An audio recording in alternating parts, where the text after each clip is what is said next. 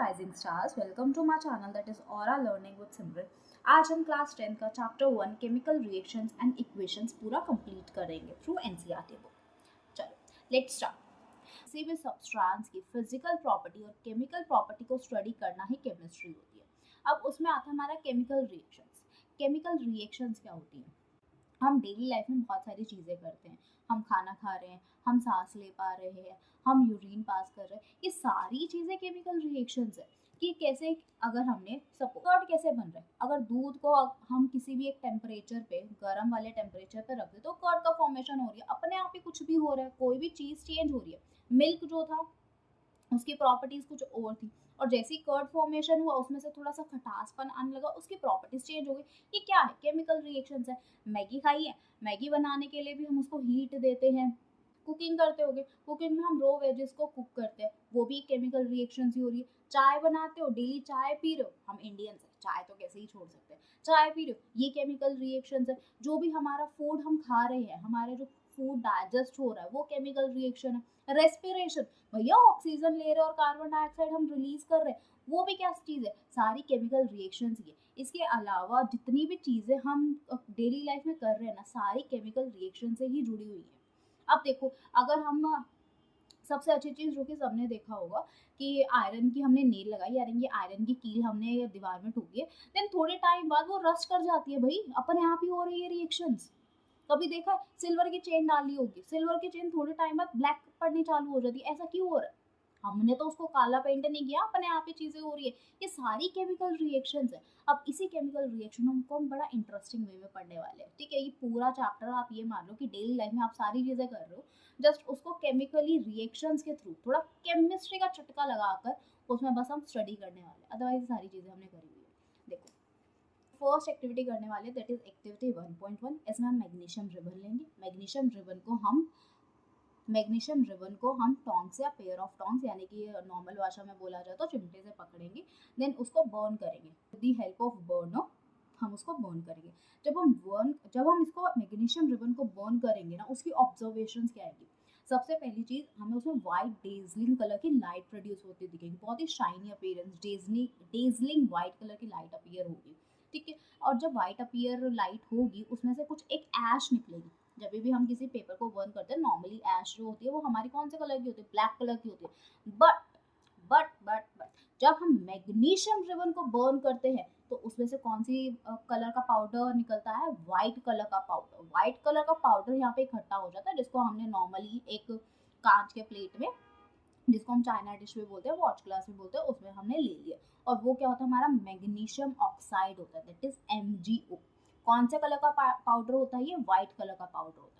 अब इसी white colour के पाउडर को अगर हम वाटर के साथ रिएक्ट करवाते हैं, रिएक्ट मतलब उसमें डाल दे कि मैग्नीशियम ऑक्साइड, जरा सा ये नमक लिया, जो कि नमक नहीं एक्चुअल में, बट हमने मैग्नीशियम ऑक्साइड का जो पाउडर फॉर्मेशन है वो लिया है, उसको हमने किस में डाल दिया? वाटर में डाल दिया। जब हम इसको वाटर में डालेंगे तो हमारा MgOH ट्वाइस फॉर्मेशन होगी। क्या फॉर्मेशन होगी? MgOH ट्वाइस, जो कि बेसिक इन नेचर होगा, राइट? जो कि बेसिक इन नेचर होगा, क्योंकि OH अभी हम आगे सेकंड चैप्टर में पढ़ेंगे, एसिड और बेसिक की प्रॉपर्टी। अभी फिलहाल आप इतना ध्यान दे लो कि ये जो MgOH ट्वाइस फॉर्म हुआ है वो बेसिक इन नेचर का होगा, और ये स्लाइटली सॉल्यूबल इन वाटर होता है, यानी कि पार्शली सॉल्यूबल होता है, कंप्लीटली सॉल्यूबल नहीं होता। नॉर्मली क्वेश्चन आ जाता है, जब हम MgO को वाटर के साथ डिसॉल्व करें, इट इज फुल्ली डिसॉल्व। क्या ये फुल्ली डिसॉल्व होता है? नो, ये पार्शियली डिसॉल्व होता है, ठीक है? चलो, अब हम आते हैं एक्टिविटी 1.2। जब हम लेड नाइट्रेट का सॉल्यूशन लेंगे, टेक लेड नाइट्रेट सॉल्यूशन, और उसमें पोटेशियम आयोडाइड डाल देंगे। क्या डाल देंगे? पोटेशियम आयोडाइड डाल देंगे। तो हमें क्या पता चलेगा? Lead nitrate is PbNO3 twice. क्या होता है? PbNO3 twice. जब हम PbNO3 ट्वाइस को पोटेशियम आयोडाइड के साथ रिएक्ट करवाएंगे तो PbI2 हो जाएगा।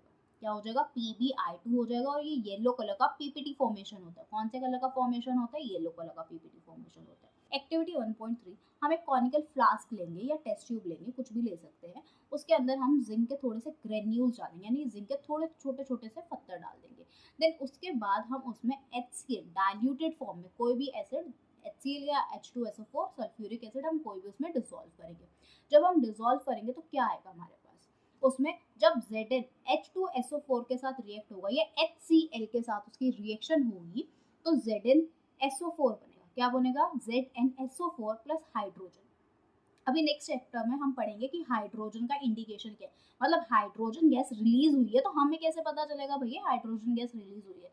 हाइड्रोजन गैस रिलीज होती है ना तो एक पॉप अप साउंड आती है, पॉप साउंड आती है।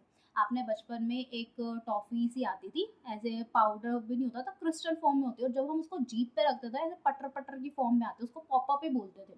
नॉर्मल उसमें भी हाइड्रोजन गैस रिलीज हो रही है तभी उसमें छोटे छोटे पॉप पॉप पॉप ऐसे चटर पटर वाला आता था। आई होप आप सभी ने खाए हो। अब देखो, अब इतनी सारी रिएक्शंस हमने 3 एक्टिविटी पढ़ी है। एक्टिविटी 1.1 इज मैग्नीशियम को जब हमने हीट किया। एक्टिविटी 1.2 जब हमने लेड नाइट्रेट को पोटेशियम आयोडाइड के साथ रिएक्ट करवाया। एक्टिविटी 1.3 जब हमने जिंक को H2SO4 के साथ रिएक्ट करवाया। अब हमें कैसे पता चल रहा है कि रिएक्शंस हो रही है? कुछ ना कुछ तो इंडिकेशन होता है। जैसे कि अगर हम एग्जांपल ले, चाय बनी है, हमें कैसे पता चल रहा है चाय बनी है? नॉर्मली गैस ना जलाओ, चाय पत्ती डालो, दूध डालो, पानी डालो, ये सारी चीज करके मिक्स करके दे दो, जैसे ग्लूकोज और पानी दे रहे हो। क्या वो चाय पीने में अच्छी लगेगी? कुछ उसका आएगा। बट जब वो उबाले आने चालू हो जाते, इट मीन्स वो इसका इंडिकेशन है। जब उसका टेम्परेचर राइज अप हो जाता है तो उसका इंडिकेशन है कि चाय बन चुकी है। Same with Maggi. मैगी में जो कच्चे नूडल्स होता है उसमें उसका जो भी मसाला होता है वो डाल दो, पानी डाल दो, अपने आप बन जाएगी? नहीं, हमें टेम्परेचर देना पड़ेगा उसको, उसके बाद ही वो 2 मिनट का दावा करते हैं ना, 2 मिनट बाद मैगी बनेगी, जब तक हम उसको हीट करेंगे। सेम इनमें भी यही चीज़ होता है कि हमें कुछ ना कुछ इंडिकेशन मिलती है। मैगी बनने का इंडिकेशन क्या होता है? उसमें से गर्म हो जाएगा उसका टेम्परेचर, धुआं निकलना चालू हो जाएगा, उसमें कलर्स चेंज हो जाएगा, सॉलिड से वो थोड़ा ऐसे गिलगिली फॉर्म में आ जाएगी मैगी नूडल्स वगैरह। अब इसका भी क्या इंडिकेशन होता है? उसकी स्टेट चेंज हो जाएगी। हमने 3 स्टेट पढ़ी है, solid liquid gas, right? Solid liquid gas पढ़ी है, उसकी भी स्टेट चेंज हो जाएगी। जैसे अभी हमने जिंक को H2SO4 के साथ करवाया था। जिंक हमारा सॉलिड में था क्योंकि ग्रेन्यूल्स है, राइट? जिंक सॉलिड में था, बट जब उसने रिएक्शन करवाई जो ZnSO4 बना वो कौन सी स्टेट में है? एक्वा स्टेट में।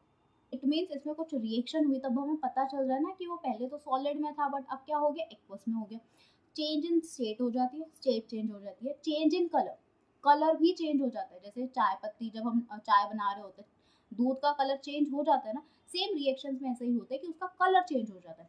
Evolution of a gas. अभी हमने इस वाले रिएक्शन में कौन सी गैस देखी? हाइड्रोजन गैस रिलीज हुई है, ठीक है? ऐसे ही हमारा ये इंडिकेशन होता है कि गैस रिलीज होना। चेंज इन टेम्परेचर, यूजुअली अभी जितने भी मैंने एग्जांपल्स दिए, कौन कौन से एग्जांपल्स है? मैगी बनाना, चाय करना, रेस्पिरेशन करना, ये सारा चेंज इन टेम्परेचर का ही तो खेल है। टेम्परेचर हमारा बढ़ जाता है, यही सारी चीज तो हम कर रहे हैं। As we observe the change around us, जो भी हम चीजें चेंज देख रहे हैं, we can see that there is a large variety of chemical reaction taking place around us. और हम जितनी भी चीजें नॉर्मली यूजुअली अगर आप केमिस्ट्री वाली नजरों से देखो ना, जितनी भी चीजें हो रही है वो सारी केमिकल रिएक्शंस ही हो रही है।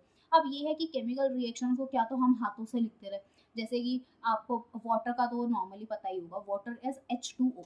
आप H2O 10 बार लिखो और वाटर 10 बार लिखो, कौन सा स्पीड में लिखा जाएगा? NaCl, दैट इज नमक, सोडियम क्लोराइड, सोडियम क्लोराइड पूरा पूरा लिखो और 10 बार मैं NaCl लिखती हूँ तो कौन जीतेगा? ऑब्वियसली मैं जीतूंगी। आप रिप्रेजेंटेशन को REP ऊपर N लिख देते हो, शॉर्ट फॉर्म्स में लिखते हो ना, सेम।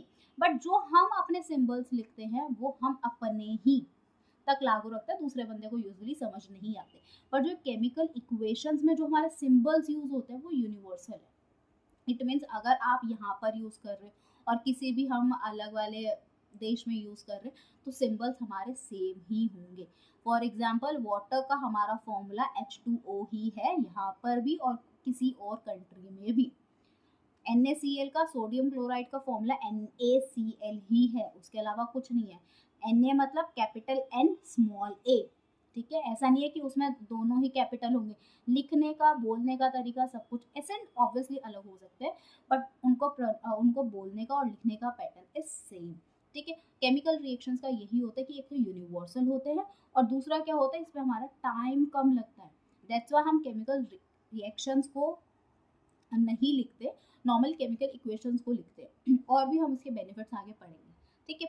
केमिकल इक्वेशंस क्या होती है? अभी हमने एक्टिविटी 1.1 में देखा कि कैसे मैग्नीशियम रिबन को हम बर्न करते हैं, किसके साथ? ऑक्सीजन के साथ, और कैसे कन्वर्ट हो जाता है? MgO में कन्वर्ट हो जाता है। अब क्या तो मैं पूरा लिखूं, when magnesium ribbon is burned in oxygen it get converted to a magnesium oxide. क्या तो मैं ये लिखूँ या नॉर्मली मैं लिख दूँ Mg plus O2 gives MgO, right. मैं लिख कर दिखाती हूँ। चलो एक क्या करते हैं, हम टेस्ट लेते हैं। आप अपना पेन और रजिस्टर लेके बैठो और ये लिखो, आपने 10 बार लिखना है, ठीक है। व्हेन, चलो एक ही बार लिख लो कि उतना टाइम वेस्ट करना है। When a magnesium ribbon is burned in oxygen it get converted to a magnesium oxide. आप ये लिखो और उतनी ही देर में मैं ये लिख देती हूँ Mg plus O2 gives MgO। कौन जीता अब आप बता दो, ठीक है। मैंने भी वही चीज लिखी है और आपने भी रिएक्शन की फॉर्म में उसी चीज को लिखा है, राइट। ये पूरा सेंटेंस लिखा ना, when a magnesium ribbon is burned in oxygen it get converted to a magnesium oxide. आपने भी सेम वही चीज लिखी है, बट ये जो आप स्टेटमेंट पूरी लिखोगे दैट इज केमिकल रिएक्शन। क्या होती है ये? केमिकल रिएक्शन होती है। बट अगर आप उसी को इस फॉर्म में लिखो that is Mg plus O2 gives MgO, तो ये क्या होगी हमारी केमिकल इक्वेशन। इसमें आप स्टेट भी लगा सकते हो। स्टेट क्या होगा हमारा MgO, ये गैस होती है। देन जब उसके बाद जो हमारा पाउडर बना है वो भी सॉलिड में ही है ऑब्वियसली, ठीक है। अब देखो, अब हम इसमें हमने ये सीख लिया कि केमिकल रिएक्शंस क्या होती है और केमिकल इक्वेशंस क्या होती है। अब दो चीज और आती है, दैट इज हमारा रिएक्टेंट क्या होता है, प्रोडक्ट क्या होते हैं। रिएक्टेंट से समझ आ रहा होगा कि कोई चीज रिएक्ट हो रही है आपस में, देन उससे एक फाइनल प्रोडक्ट यानी कि फाइनल सब्सटेंस बना रही है, दैट इज प्रोडक्ट। देखो, जो सब्सटेंसेस आपस में लड़ रहे होते हैं, आपस में रिएक्ट कर रहे होते हैं, उनको क्या बोलते हैं हम? रिएक्टेंट। और जो उनका लड़ मर के फाइनल सब्सटेंस बनता है उसको क्या बोलते हैं हम? प्रोडक्ट।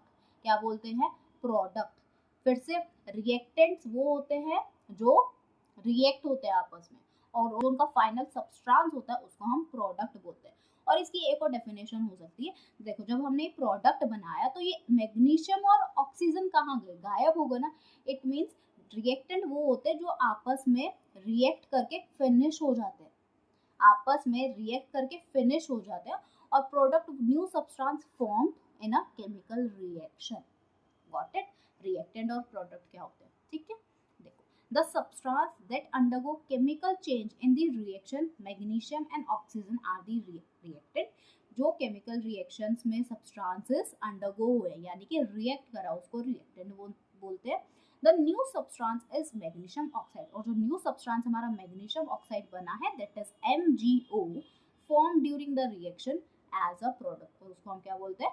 प्रोडक्ट बोलते हैं। बट ये स्टेटमेंट मेरे को थोड़ी सी अजीब सी लगी। The reactants are written on the left hand side and, और उनमें प्लस लगाते क्योंकि दोनों आपस में रिएक्ट कर रहे हैं, और जो हमारा इस साइड यानी कि राइट साइड होता है वो प्रोडक्ट होता है। ऐसा ज़रूरी नहीं है, अगर मेरे पास स्पेस कम है तो मैं ऐसे भी लिख सकती हूँ Mg plus O2 gives MgO, मैं ऐसे भी लिख सकती हूँ, राइट। तो ये ठीक है, लिखी है तो हम मान लेते हैं, बट ऐसा है लेफ्ट पे होगा वो रिएक्टेंट होंगे, जो राइट पे होगा वो प्रोडक्ट होंगे, ठीक है, लिख दिया। तो अब उसके बाद अब हम क्या चीज़ें पढ़ चुके हैं? हमने एक्टिविटी पढ़ ली, केमिकल रिएक्शंस पढ़ लिया, होता क्या है, क्यों, डेली लाइफ में क्या क्या एग्जांपल्स है उसके, और रिएक्टेंट्स और प्रोडक्ट्स की डेफिनेशन पढ़ ली। अब हमारा जो नेक्स्ट टॉपिक आता है वो है राइटिंग अ केमिकल रिएक्शन, ठीक है। और वैसे तो हम लिख ही चुके हैं कि कैसे हम केमिकल रिएक्शंस को लिख सकते हैं। उसके बाद हमारा जो टॉपिक आता है वो आता है बैलेंस्ड केमिकल रिएक्शन। अब देखो, बैलेंस्ड केमिकल रिएक्शंस का मतलब क्या होता है? बैलेंस्ड केमिकल रिएक्शंस हमारा एक लॉ पे डिपेंड करता है, that is law of conservation of मास। आपने 9th क्लास में पढ़ा होगा, what do you know law of conservation of मास? उसका मतलब क्या है? जितने नंबर्स आपके रिएक्टेंट साइड पे प्रेजेंट हैं उतने ही प्रोडक्ट साइड पे उसी एटम के नंबर प्रेजेंट होने चाहिए। और क्या हो सकता है कि हमारा एक नॉर्मल से सिंपल सी definition, that is mass can't be created nor be destroyed, कि मास को ना ही हम क्रिएट कर सकते हैं ना ही हम डिस्ट्रॉय कर सकते हैं during a chemical reaction. That's why कि हमें बैलेंस करनी होती है केमिकल रिएक्शंस को। Recall the law of conservation of mass that you have studied in 9th. Mass can neither be created nor be destroyed in a chemical reaction, कि mass को हम ना ही क्रिएट कर सकते हैं ना ही डिस्ट्रॉय कर सकते हैं chemical reaction. That is why total mass of the element present in the product of a chemical reaction has to be equal to total mass of the element present in the reaction. इसका मतलब ये है कि एक मास, element का मास जो reactant side पे है उतना ही मास उसका प्रोडक्ट साइड पे भी होना चाहिए. इसका मतलब ये है. इसलिए इसी वजह से हमें एक केमिकल रिएक्शन को बैलेंस करने की जरूरत होती है. ठीक है. और जो केमिकल रिएक्शन बैलेंस नहीं होती उन्हें क्या बोलते हैं हम? Unbalanced chemical reaction. क्या बोलते हैं? Unbalanced chemical reactions. ठीक है. चलो, जैसे हम Mg प्लस ऑक्सीजन का ही एग्जांपल लेते हैं. Mg plus O2 gives MgO. Right. अब यहाँ पर reactant side, this is the reactant side. Right. वाली कौन सी साइड है हमारी? Reactant side. रिएक्टेंट्स, ये हमारे रिएक्टेंट्स हैं. और ये क्या है? हमारा प्रोडक्ट है. राइट. ये क्या है? प्रोडक्ट है.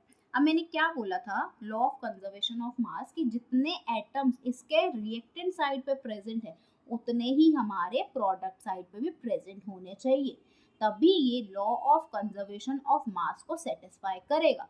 जब ये सेटिस्फाई करेगा इट मीन्स वो रिएक्शन हमारी बैलेंस्ड केमिकल इक्वेशन होगी, अदरवाइज वो हमारी अनबैलेंस्ड केमिकल रिएक्शन होगी. राइट.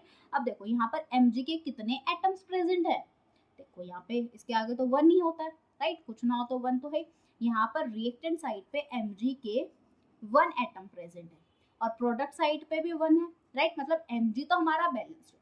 अब आते हैं ऑक्सीजन पे. ऑक्सीजन कितने हैं यहाँ पे? ऑक्सीजन के 2 प्रेजेंट है. ऑक्सीजन 2 है और यहाँ पे कितने हैं ऑक्सीजन? बताओ. 1. कितने हैं? 1. इट मीन्स ये कौन सी इक्वेशन है हमारी? अनबैलेंस्ड. अनबैलेंस्ड केमिकल रिएक्शन है ये हमारी, और इसको हमें बैलेंस करना जरूरी है so that can satisfy the law of conservation of mass. अब हम सीखते हैं कि how can we balance a chemical equation which is unbalanced. ठीक है. कैसे हम किसी अनबैलेंस्ड केमिकल इक्वेशन को बैलेंस कर सकते हैं?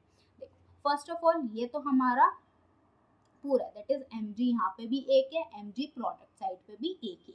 ऑक्सीजन को बैलेंस करना है. ऑक्सीजन यहाँ पे 2 है, यहाँ पे ऑक्सीजन 1 है. अब बताओ, किसी के पास 2 टॉफी प्रेजेंट है, किसी के पास 1 टॉफी प्रेजेंट है. ठीक है. आप 2 भाई बहन हो और आपको मम्मी ने दी 2 टॉफीज और आपके छोटे भाई को या बहन को यानी कि आपके सिबलिंग को दी 1 टॉफी. तो छोटे वाले को अगर आपकी मम्मा ने बोला कि चलो दोनों को इक्वल टॉफीज दी जाए, तो किसको टॉफी मिलेगी? आपको, जो कि आपके पास 2 टॉफीज है, या आपके सिबलिंग को जिसके पास 1 टॉफी. ऑब्वियसली जिसके पास 1 टॉफी है उसको ही हम टॉफी देंगे. इट मीन्स हम इसको टॉफी देंगे. और देखो, इसके सबस्क्रिप्ट में नहीं लगानी होती, इसके आगे लगाना होता है. ठीक है. सबस्क्रिप्ट में तो इसका जो रियल केमिकल फॉर्मूला होता है वही लगता है, आगे लगाएंगे हम 2. अब देखो, ऑक्सीजन बैलेंस हो गए हमारे. ऑक्सीजन यहाँ भी 2 है, ऑक्सीजन यहाँ भी 2 है. बट अब क्या हो गया? यहाँ पे Mg2 होगा और यहाँ पे Mg1 है. इट मीन्स अगर यहाँ पे 2 है तो हम यहाँ पर भी 2 लगा देंगे. ये हो गई हमारी बैलेंस्ड केमिकल इक्वेशन. यहाँ पे भी Mg2 है, फिर से लेते हैं, यहाँ पे भी Mg2 है और यहाँ पे भी Mg2 है. राइट. यहाँ पे ऑक्सीजन कितने हैं? यहाँ पे भी 2 है और यहाँ पे भी ऑक्सीजन कितने हैं? 2 प्रेजेंट है. बस इतना सिंपल सा था बैलेंस्ड केमिकल इक्वेशन. और ये नॉर्मली जनरली 2 मार्क्स का ही आता है, उससे ऊपर का क्वेश्चन बनता नहीं है. बट स्टिल हमें फुल मार्क्स लाने तो हमको इसकी प्रैक्टिस करनी होगी. राइट. और 2-3 इक्वेशन देख लेते हैं. जैसे हम एक नॉर्मल वाटर का फॉर्मेशन करते हैं, H2 plus O2. H2 plus O2 gives, बोलो, वाटर, H2O. ठीक है. H2 plus O2 gives H2O. अब बताओ रिएक्टेंट्स. यहाँ पे लिखते हैं number of atoms present on reactant side and number of atoms present on product side. कौन कौन से एटम्स हमारे पास प्रेजेंट है? Hydrogen and oxygen. Right. Hydrogen कितने हमारे रिएक्टेंट साइड पे? 2. और ऑक्सीजन कितने हमारे रिएक्टेंट साइड पे? 2. अब प्रोडक्ट साइड पे हाइड्रोजन कितने हैं? 2 प्रेजेंट है और ऑक्सीजन कितना है? 1. अब देखो, अब आपको कंफ्यूजन हो रही होगी आगे और पीछे का मतलब क्या है भैया. अगर देखो इसके आगे कोई चीज लगे इट मीन्स वो पूरे जितने भी एलिमेंट हमारे एक कंपाउंड में, एक मॉलिक्यूल में प्रेजेंट है, वो सबके पास है. ठीक है, ये समझ लो ये हमारे मम्मी पापा है जो दोनों के पास प्रेजेंट है, बट आपस में जितनी नंबर ऑफ टॉफीज प्रेजेंट है वो हम नीचे लिखते हैं। ठीक है, अगर नीचे लिखा है तो इट मीन्स वो नंबर ऑफ टॉफीज है, अगर वो चीज नीचे मेंशन है इट मीन्स वो आपकी खुद की नंबर ऑफ टॉफीज है, अगर वो चीज आगे प्रेजेंट है तो वो दोनों चीज के साथ मल्टीप्लाई होगी, इट मीन्स वो दोनों के लिए ही है। अगर 2 आगे तो 2 mg है और 2 ही ऑक्सीजन है, राइट। सेम अगर यहाँ पे 1 है, अभी तो फिलहाल 1 ही है इसके आगे, तो 1 into 2 यानी कि 2 atoms of hydrogen and 1 atom of oxygen. Got it. अब यहाँ पर कितने हैं? 1 है। अब देखो हाइड्रोजन तो हमारे बैलेंस्ड है बट ऑक्सीजन अगेन हमारे अनबैलेंस्ड है, इट मीन्स ये रिएक्शन इक्वेशन कौन सी हो गई? हमारी अनबैलेंस्ड केमिकल इक्वेशन है। अब इसको हमने क्या करना है? बैलेंस करना है। हाइड्रोजन को नहीं छेड़ना क्योंकि वो ऑलरेडी बैलेंस्ड है, ऑक्सीजन को छेड़ना है। अब बताओ रिएक्टेंट साइड पे 2 है, यानी कि रिएक्टेंट साइड पे 2 टॉफीज है और प्रोडक्ट साइड पे 1 टॉफी है, तो किसको टॉफी प्रोवाइड करें? रिएक्टेंट वाले को, प्रोडक्ट वाले को। ऑब्वियसली जिसके पास कम टॉफी तभी तो वो इक्वलाइज होगा टॉफी का मामला। तो यहाँ पे हमने क्या लगा दिया? 2 लगा दिया। अब देखो यहाँ पर कितना हो गया? अब देखो हमने चेंजेस करे ना तो उस हिसाब से हमें फिर से टेबल बनानी पड़ती है। जैसे जैसे प्रैक्टिस करोगे टेबल नहीं बनानी पड़ेगी, बट स्टार्टिंग में you have to make a table. ठीक है, अब यहाँ पे बताओ हमारे हाइड्रोजन कितने हैं? यहाँ पे 2, ऑक्सीजन 2। यहाँ पे हाइड्रोजन जो आगे का है वो अब मल्टीप्लाई हो गए, यहाँ पे 4 हो गए हाइड्रोजन और ऑक्सीजन 2 हो गए। अब यहाँ पे हाइड्रोजन के नंबर ऑफ एटम्स कम हो गए, तो 2 को हम किससे मल्टीप्लाई करें कि आंसर 4 आ जाए? That is 2। अगर 2 into 2 करते हैं, इसके आगे क्या लगा देंगे? 2, तो ये क्या हो जाएगा? 4। अब इक्वेशन बैलेंस्ड है, राइट। यहाँ पे भी 4 नंबर ऑफ एटम्स, यहाँ पे भी 4, यहाँ पे भी 2, यहाँ पे भी 2। अब जो ये हमारी केमिकल इक्वेशन पहले क्या थी? अनबैलेंस्ड। Got it.